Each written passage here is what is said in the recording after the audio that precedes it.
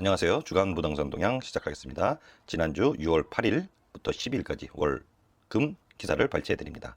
이슈로는 자금 출처, 기재 혼란, 신용대출도 못 쓴다니, 정책으로는 자율주택 정비 사업으로 노후 주거지 재생 효과가 본격화했다라고 국토교통부에서 발표를 했습니다.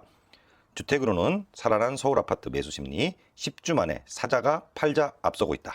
법령 개정안으로 임대차 3법 전월세 무한 연장 추진에 임대인들이 부글부글거리고 있다. 아시아 경제입니다. 시작해 보도록 하겠습니다.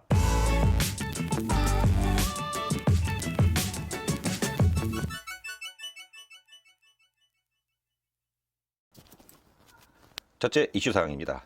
집 자금 출처 기재가 혼란이 돼서 신용대출도 못 쓴다니 매일경제 기사고요.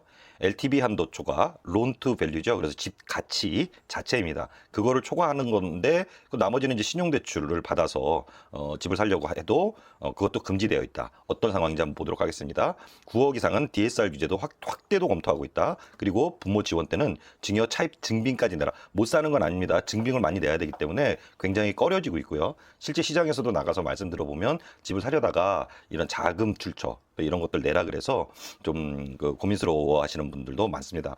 예, 다음 넘어가 보면 자금 조달 계획서를 작성하다가 예시로 김모 씨가 깊은 고민에 빠졌는데 왜 그러냐 봤더니 보유예금 2억 원, 예금 2억 원 가지고 있는데 1억 원이 부족해서 신용대출은 주택 구입 자금 용도로 활용할 수 없다고 해서 혼란에 빠졌다라고 얘기를 합니다. 자, 신용대출 받으러 가보면은 그 용도를 기재하게 되어 있는데요. 물론 뒤에 얘기가 나옵니다. 편법으로 뭐 자금 용도다 이렇게 안 쓰죠. 요즘은 뭐 쓰지 않는데 그것도 검토하겠다라고 합니다. 그래서 이런 것들이 주택 구입 자금 용도로 신용대출을 쓸 수가 있느냐 없느냐 단속이 되느냐 안 되느냐가 확실치 않아서 혼란에 빠진 실수요자가 늘어나고 있다. 결론 보면 주택담보대출 비율을 초과하는 주택 구입 목적의 신용대출을 허용하지 않고 있다. 그래서 만약에 적발되면 기존 주택담보대출까지 전액 회수할 수 있답니다. 너무 강력하죠. 조금만 더 나가봅시다. 기사니까.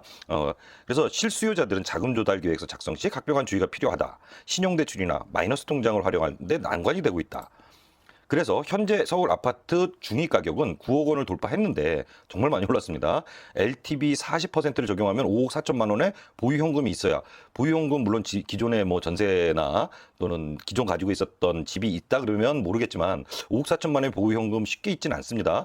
다 은행 대출 끼고 샀었죠. 그래서 금융당국은 그런데 원칙상 LTV, 론투밸류를 넘어서는 주택 가치를 넘어서는 범위에 주택금융 신용대출은 안 된다.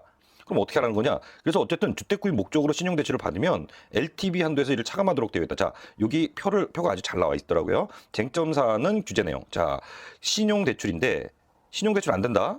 자금 출처 조사에서 적발하면 기존에 있었던 주택담보대출까지 회수한다. 증여 가족 간 차입금도 다 제출해라. 증빙서류 제출해라.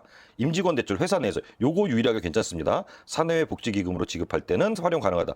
그 사내 복지기금으로 조정된 건데요. 이건 좀 회사가 좀 크면은 돈이 좀 나오겠죠. 근데 작으면 지금 5억 4천만 원 보유원금이 있어도 서울 아파트 9억 원 많이 안 나옵니다. 아주 글쎄요. 그래서 어쨌든 자금 조달은 지금 현재 상태에서 굉장히 어렵다. 그래서 신용대출을 받을 때 생활비 대출 등을 명목으로 기존 법규를 우회한 편법 신용대출을 하는 경우가 요즘 많다. 뭐 당연히 그렇게 하겠죠. 그런데 이렇게 부동산 불법행위 대응반이 지난주에 한번 말씀을 드렸습니다. 예, 정부에서 나와서 이제 조사하고 있습니다. 그런데 사후 조사가 가능해져서 적발되면은 다 시정 조치하고 편법 신용대출 문제도 제기하겠다 이렇게 되어 있습니다. 부모에게 지원금을 받을 때는 어떻게 적어야 할지도 애매하다. 뭐 아직 지침이 완전히 내려 있진 않죠. 증여로 처리할 경우에는 5천만 원 이상 지원받으면 증여세 납부 내역을 함께 제출하고 각 은행이 자율적으로 조정하는 형태로 취급하는 것이 맞다고 신한은행에서는 얘기를 하고 있다 그러는데 뭐 은행에서는 당연히 제재가 많으니까 고객 왔다가 돌려보내는 게 많으니까 이런 형태가 나타나겠죠. 어쨌든 자금 출처 조사 때문에 신용대출도 좀 막히고 그래서 론을 일으켜서 즉 융자를 일으켜서 집을 사는 것은 일반적인 실수요자들은 조금 좀 불가능한 형태이기 때문에 시장 자체는 좋지 않은 영향이다. 이런 내용입니다. 조금 지켜볼 필요가 있습니다. 아니면 낡은 주택이나 노후주택을 사서 3, 4년을 보는 방법을 취하는 게 나을 것 같습니다. 다음 기사 보겠습니다. 자, 정책으로는 자유주택 정비 사업으로 노후 주거지 재생 효과가 본격화되고 있다라고 하고 있습니다. 이번에 계속 낡은 주택들을 재생하고 가로주택 정비 사업하고 이런 거기 때문에 국토교통부에서는 계속 이 실적을 내기 위해서 움직일 겁니다. 크게만 보고 가겠습니다. 그래서 자유주택 정비 사업으로 2명 이상의 주택 소유자들이 할 수 있는 것인데 자율입니다. 자율적으로. 그래서 어떤 게 있었느냐 하면 쭉 넘어가겠습니다. 국토교통부 가서 한번 자료를 찾아보시는 것도 괜찮고요. 근데 그냥 여기서 설명하는 정도로 흐름만 잡으시면 될 것 같습니다. 그래서 주민합의체가 구성되면 1년 만에 사업이 완료돼서 빨리빨리 지어준다. 이런 모형으로 사업 전에는 노후주택이 이렇게 돼 있다가 사업 후에서는 신축 다세대로 올라간다. 이렇게 되어 있습니다. 근데 어떤 게 더 난지는 실제로 안 봐가지고 잘 모르겠는데요. 훨씬 노후가 돼 있었겠죠. 두 번째 또 넘어가면 주요 준공 사례는 서울, 나머지 대전도 있긴 한데 서울 영등포, 당산동에서도 50년 이상 지났었는데 이런 것들을 주거 환경 개선을 했다. 그리고 이런 등등의 내용이 나와 있습니다. 그래서 지금 낡은 주택들은 지원금을 어떻게 받고 있느냐 하면 이렇게 조금 보시면 총 사업비 50%를 기본 요건으로 요건 충족하면 90%까지로 총 사업비 반 중에 90%까지 주고 이율은 1.5%입니다. 그리고 빈집과 연계하면 0.3%더 인하해서 1.2%. 굉장히 쌉니다. 사실은 뭐 그래서 요즘 이율이 너무 싸가지고 이제 그 뭐 부동산이 빠진다 이러기는 조금 어렵습니다. 이렇게 뭐 아까 봤듯이 뭐 그 자금 출처 때문에 막혀져 있긴 하지만 기본적 이율이 싸서 기존에 받았던 분들은 그렇게 큰 부담이 융자상환 부담이 이자 융자상환 부담이 그렇게 크지 않은 상태로 볼 수 있습니다. 자, 주택입니다. 살아난 서울 아파트 매수 심리 10주 만에 사자가 팔자 앞서 자 매수 위로 돌아섰다. 한국감정원 나중에 한국부동산원으로 바뀌겠죠. 매매 수급지수 100 회복했습니다. 서울 주택 매수 심리가 빠르게 회복하고 있다. 그래서 한국감정원은 6월 둘째 주 매매 수급지수가 100.8로 100 위로 올라섰다라고 밝혔습니다. 그리고 서울 시내 중개업소를 통해 조사한 것이다 이렇게 됐는데 사실 뭐 중개업소 통해서 조사하면 또 약간의 문제는 좀 있을 수 있습니다. 그래서 정확한 수치일까는 좀 생각을 해봐야죠. 100 위로 올라섰다. 매수 희망자가 많아졌다. 그래서 양천구 구로구가 105까지 올라갔습니다. 양천구 구로구 쪽이 좀 많이 올라갔고요. 마포 서대문 은평은 103.9. 그런데 여기 그런데 강남, 서초, 송파, 강동구가 포함돼 동남권은 95입니다. 아직 100 미치죠. 자, 대충 보면은 저번에 말씀드렸었던 다른 그 영상에서 말씀드렸듯이 9억 원대 있는 것, 그 15억 원 밑에 있는 데에서 많이 움직이고 있는 겁니다. 그래서 이미 많이 올라간 데들은 이렇게 회복은 좀 안 되고 있다라고 보면 될 것 같고요. 서울 아파트 값은 지난주 0.02% 올라서 13주 만에 상승세로 전환했다라는 기사가 나와 있습니다. 뭐 나머지는 양도소득세 중과 회피 매물, 집값이 더 떨어질 분위기가 아니니까 전세값 상승하니까 집을 산다.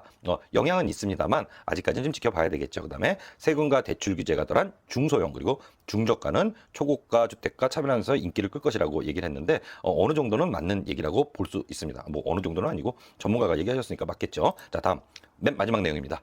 지난번 말씀드렸었듯이 임대주택에 대해서 주택 임대에 대해서 주택에 대한 임대는 임차인들한테 훨씬 더 중요성을 두면서 가져가겠다라고 얘기했는데 원래부터 주택임대차 보호법이 법률상 용어로는 편면적 강행 규정입니다. 그래서 한쪽 편들은 강행, 세게 나가는 법이다. 아니면 단속한다. 이런 얘기에 편면적 강행 규정인데 그거보다 더 세게 지금 나가고 있습니다. 한번 어떤 내용인지 보고 오겠습니다. 전월세 신고제, 계약 갱신 청구권. 계약 다시 해주세요. 그다음에 전월세 상한제 더 못 올립니다. 그래서 임대차 3법 발의를 했다라고 나와 있습니다. 뒤에 가서 줄쳐놓은 것을 계속 보겠습니다. 어떤 게 있었냐면 정부 여당이 치솟는 전월세 가격 잡기 위해서 전월세 신고제 전월세 할 때 다 신고해라. 우리가 다 보겠다. 계약갱신 청구권제. 계약갱신할 때 그 임대인은 받아들여라. 전월세 상한제. 전월세는 여기까지만 올려라. 라는 임대 3법 입법에 드라이브를 걸면서 라고 나와 있죠. 자, 정부와 더불어민주당은 전월세 시장 안정화를 위한 방안 마련에 집중하고 있습니다. 입법 발의가 잇따르자 자, 한번 보겠습니다. 임차인이 1회 한해 갱신 청구권 2년. 임대 한 번 주면 이제 4년 동안은 그 임차인하고 살아야 됩니다. 내줘야 됩니다. 다음, 임대료 상한을 5%로 묶고 개정안을 발의했고 일반 임대인까지 확대하겠다. 더 나아가서 세입자가 요구하면 세입자 임차인이 요구하면 집주인 의사와 상관없이 무제한으로 전세를 연장할 수 있게 하는 주택임대차 보호 개정안까지 나왔습니다. 뭐 저도 월급쟁이긴 하지만 무제한으로 전세를 연장하게 하면은 그게 누구 집일지는 잘 모르겠습니다. 뭐 임차인 입장에서 좋을 것 같긴 한데 이게 맞는 건지는 잘 모르겠고요. 자, 한번 보겠습니다. 그리고 자, 다음 달 합동점검까지 해서 뭐 지난번 영상에서 말씀드렸습니다. 임대료 5% 인상 넘어가면은 적발의 과태료도 물겠다라고 얘기를 하고 있고요. 뭐 이런 등등의 얘기가 나와 있었습니다. 자, 오늘은 여기까지 마치고요. 다음 시간에 또 뵙도록 하겠습니다. 안녕히 계세요.